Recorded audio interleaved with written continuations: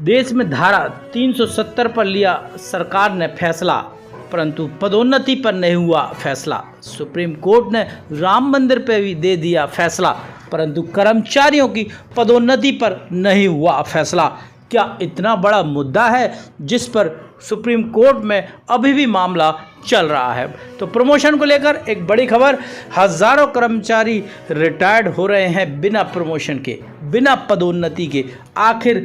आखिर इस विषय पर गंभीरता क्यों दिखाई नहीं दे रही है? तो पदोन्नति का मामला भले ही सुप्रीम कोर्ट में चल रहा हो, लेकिन मध्य प्रदेश हाई कोर्ट कई प्रकरणों में कह चुका है कि पदोन्नति पर कोई रोक नहीं है।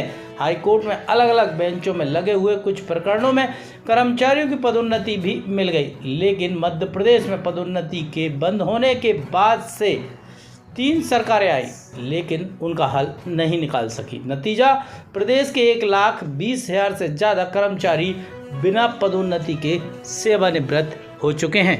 प्रदेश में पिछले 8 वर्ष से सरकारी कर्मचारियों की पदोन्नतियां नहीं हुई हैं। वर्ष 2016 में हाईकोर्ट जबलपुर ने पदोन्नति नियम 2002 को निरस्त कर दिया था। तब से अब तक 3 सरकार बदल चुकी हैं, लेकिन कोई भी सरकार पदोन्नति का रास्ता नहीं निकाल पाई। मामला पदोन्नति में आरक्षण को लेकर फंसा हुआ है। इसको लेकर तत्कालीन शिवराज सरकार ने समिति भी बनाई और वरिष्ठ अधिवक्ताओं से नियम भी बनवाए, पर अभी तक रास्ता नहीं निकल पाया। इस बीच हजारों अधिकारी कर्मचारी बिना पदोन्नति के ही सेवानिवृत्त हो गए।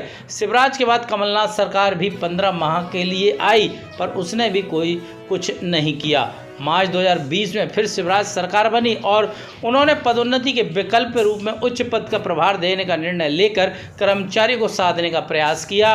प्रकरण अब भी उच्च न्यायालय में विचाराधीन है। अब मध्य प्रदेश में मोहन सरकार है।